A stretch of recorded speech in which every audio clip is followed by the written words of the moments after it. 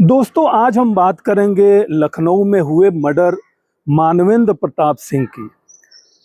उनका मर्डर उनके ही बेटे ने कर दिया रात को सोते समय, करीब रात को 4:30 बजे। कि ये जो मर्डर हुआ था 20 तारीख की रात को 4:30 बजे सुबह में हुआ था।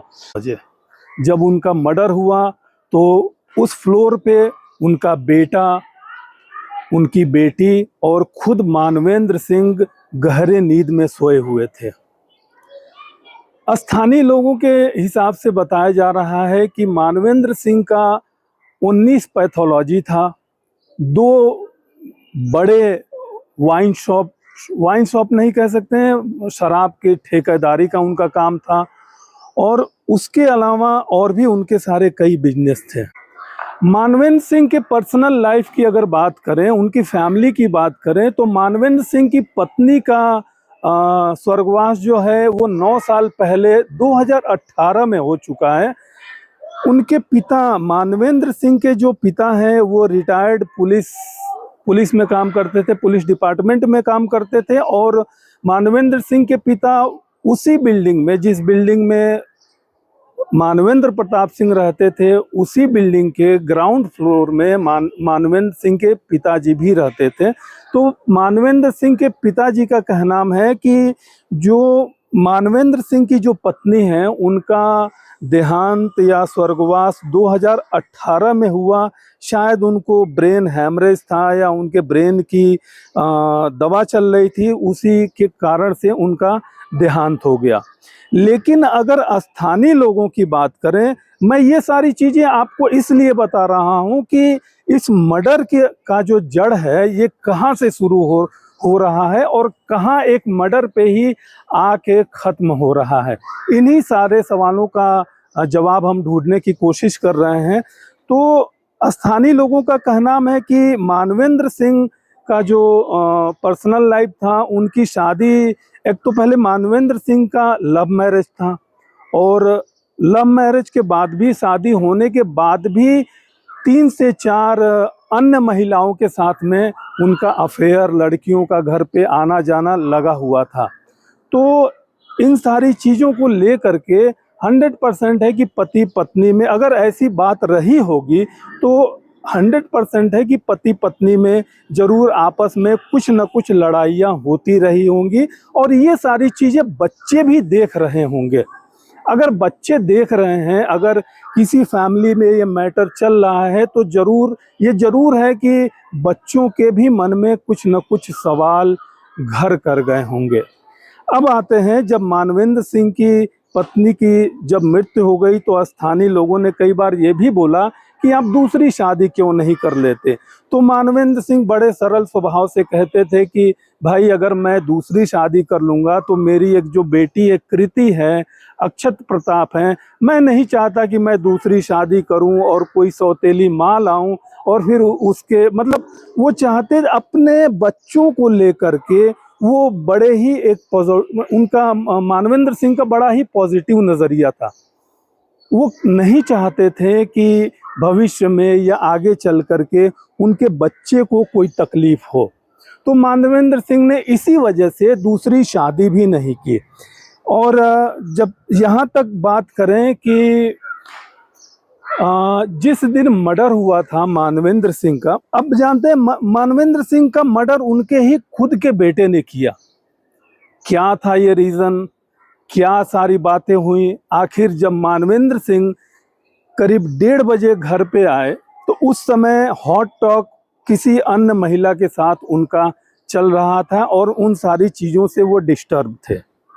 और मोबाइल, उनके पास 3 मोबाइल भी था और तीनों मोबाइल हमेशा चालू रहते थे। कभी मोबाइल वगैरह बंद वगैरह नहीं रखते थे, हमेशा उनका मोबाइल चालू ही रहता था।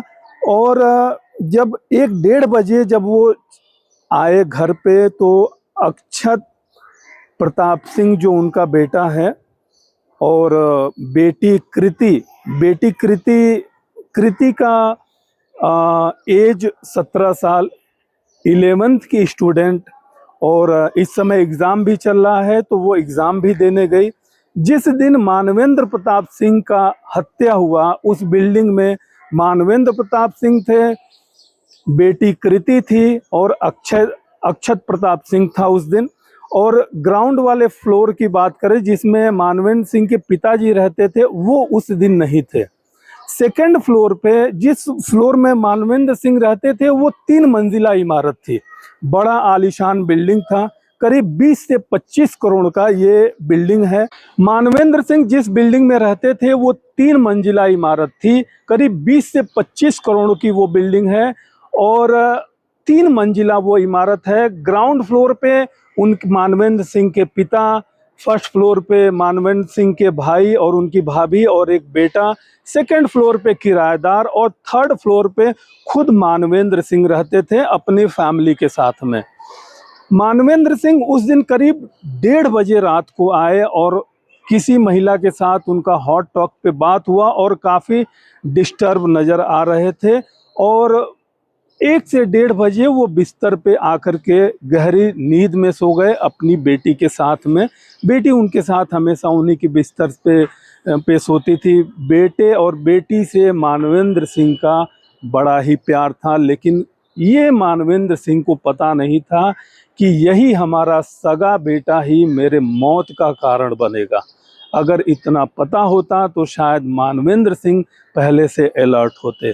मानवेंद्र सिंह जब 1:30 बजे रात को सो रहे थे, उसी समय सोते समय मानवेंद्र प्रताप सिंह ने राइफल रखी हुई थी, लाइसेंसी राइफल थी उनके घर में और वो राइफल भी अक्षत प्रताप लेकर के घूमता था, अपना भौकाल जमाता था। तो उसी राइफल से रात को करीब 4:30 बजे, मुझे लगता है कि जिस दिन मानवेंद्र प्रताप सोए हुए थे बिस्तर पे, तो यहाँ पे समझिए कि ये मानवेंद्र सिंह ऐसे लेटे हुए हैं और यहाँ पे उनकी बेटी सोई हुई है। तो अक्षत प्रताप सिंह ने इस साइड से बंदूक मारी राइफल से, इसलिए कि अक्षत प्रताप सिंह वो अपने बहन से बहुत प्यार करता था। उसको अंदाजा था कि अगर मैं इस साइड से अगर बंदूक चलाऊंगा तो ये मेरी बहन को भी लग सकता है। तो बहुत सोच समझ के अक्षत प्रताप सिंह ने ऐसे इधर से गोली मारी, जो कि मानवेंद्र सिंह ऐसे सोए हुए थे, जब गोली चली पीछे से तो उनका ये पूरा पार्ट जो है उड़ चुका था। और वहाँ पे जब बेटी का बयान अगर देखा जाए, पुलिस ने जब लिया तो उसने बताया कि मैं पिताजी के ही पास सोई। करीब 40 मिनट तक पुलिस ने पूछताछ की थी कृति से। कृति जो कि मानवेंद्र सिंह की बेटी, अक्षत की बहन, जब उससे पुलिस ने पूछा तो उसने बताया कि जब मैंने बंदूक की आवाज़ सुनी तो मैं दौड़ करके डर के चाची के पास मैं आ गई। तो जब उस समय उनका मर्डर हो गया, 4:30 बजे जब मर्डर हो गया मानवेंद्र सिंह का, तो अब वो प्लान सोचने लगा कि आखिर इसको, इस लाश को, इस बॉडी को कैसे ठिकाने लगाया जाए, क्योंकि मानवेंद्र सिंह काफ़ी हैवी वेटेड थे, खाते पीते घर से थे। खैर, तो मर्डर करने के बाद उसने कम से कम 3-4 बार, वो मर्डर करने के बाद 3-4 बार घर से बाहर गया भी, घर से अंदर आया भी, और जो धारदार हथियार होते हैं वो धारदार हथियार किसी पोर्टल ऐप से उसने ऑर्डर करके मंगवाया था। बॉडी को उसने काटने की भी कोशिश की, लेकिन वो बॉडी कटी नहीं। हाथ पैर उसने, हाथ दोनों काटे, पैर भी काटे, ये तो कट गया, लेकिन जो रीढ़ की हड्डी, ये वाला पोर्शन है, ये उस हथियार से, उस चाकू से कटा नहीं। तो उसने क्या किया कि जब काटने के बाद उसकी जो हाथ पैर थे, उसने ले जा करके कार से बाहर ले जा करके, काकोरी एक जंगल है शायद, उस काकोरी जंगल में हाथ पैर उसने फेंक दिया, और जो सर है और धड़ है वो ग्राउंड फ्लोर पे नीले ड्रम में, उसने उस नीले ड्रम में सर और धड़ को ग्राउंड फ्लोर में रखे, उस ड्रम के अंदर में रख दिया। यहाँ तक तो स्टोरी समझ में आती है कि चलो ठीक है, अब अक्षत प्रताप सिंह का किसी न किसी बात को लेकर के अपने पिता से मन मुटाव रहा होगा या कोई कारण रहा होगा। लेकिन अगर इस चीज़ को देखा जाए तो अक्षय प्रताप सिंह ने पहले से ही प्लानिंग की रखी थी कि जिस दिन समय मिलेगा मैं मानवेंद्र सिंह को जरूर मार दूंगा, ऐसा लग रहा है। क्योंकि अगर जहां तक गलती से अक्षत प्रताप सिंह एक जगह कह रहा है अपने बयान में कि गलती से गोली चल गई थी, तो यहाँ गलती से अगर गोली चल गई होती तो बाद में उसके बॉडी को काटने की जरूरत क्या पड़ी? क्या कोई बेटा इतना ब्रूटल हो सकता है? अक्षत प्रताप सिंह ने पहले से ही ये प्लान कर रखा था कि मैं अपने बाप का मर्डर करूंगा ही करूंगा, कोई ना कोई रीज़न रहा ही होगा। क्योंकि जब बचपन में उसके माँ की देहांत हुआ, कहीं ना कहीं वो बात उसके माँ के उस बेटे के मन में घर कर गया होगा कि हो न हो मेरे माँ के साथ में मानवेंद्र सिंह हमेशा लड़ता था और अन्य महिलाएं घर में इनके साथ में आती जाती रहती थी। तो ये बात कहीं ना कहीं उसके मन में उस ट्रॉमा से वो गुजर रहा होगा और शायद ये डिसीजन लिया होगा।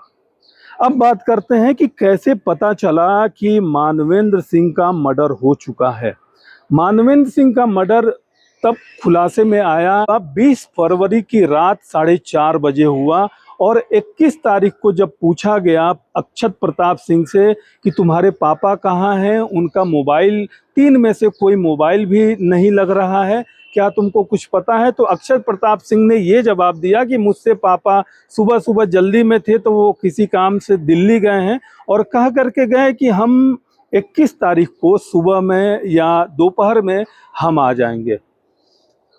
सबसे बड़ी बात ये रही कि अक्षत प्रताप सिंह ने खुद जा करके पुलिस में रिपोर्ट करवाया कि मेरे पिताजी नहीं आए घर पे, शायद उसी दिन शाम को या नेक्स्ट डे, और जा करके रिपोर्ट लिखवाया कि मेरे पिताजी गुम हो गए हैं या दिल्ली का कह करके गए थे, अभी तक आए नहीं।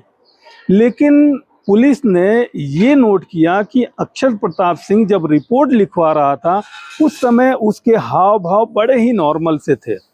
बड़े नॉर्मल से इसलिए थे कि अगर मान लीजिए किसी के घर में अगर कोई गायब हो जाता है तो वो बहुत उसके अंदर बहुत बेचैनी होती है, बॉडी एक्टिविटी होती है। लेकिन अक्षय प्रताप सिंह वो बहुत ही नॉर्मल बैठा था, ऐसा लग रहा था कि इसको कुछ पड़ी ही नहीं है। तो कहीं ना कहीं पुलिस को ये शंका हुई और आ करके जब पुलिस ने छानबीन शुरू किया तो पता चला कि मेन क्लू कहाँ से मिला पुलिस को कि जब सीडीआर निकाला गया मोबाइल का, जब सीडीआर मोबाइल का निकाला गया मानवेंद्र सिंह का और सीडीआर निकाला गया अक्षत प्रताप सिंह के मोबाइल का, तो दोनों का जो लोकेशन है एक ही जगह दिखाई दे रहा है। और अक्षत प्रताप सिंह ये कह रहा है कि पिताजी कह करके गए थे कि हम दिल्ली जा रहे हैं। अब यहीं से पुलिस अक्षत प्रताप सिंह को हिरासत में लेती है, उससे पूछताछ करती है और बहुत सारी चीज़ें इसमें खुलासे होते हैं कि अक्षत प्रताप सिंह पहले बताता है कि पिताजी से हमारे कई बार झगड़े हो चुके हैं, वो चाहते थे कि मैं आईटी करूं, लेकिन मेरा आईटी करने का मन नहीं था, मेरा मन ये था कि मैं रेस्टोरेंट और बार का बिजनेस करूं।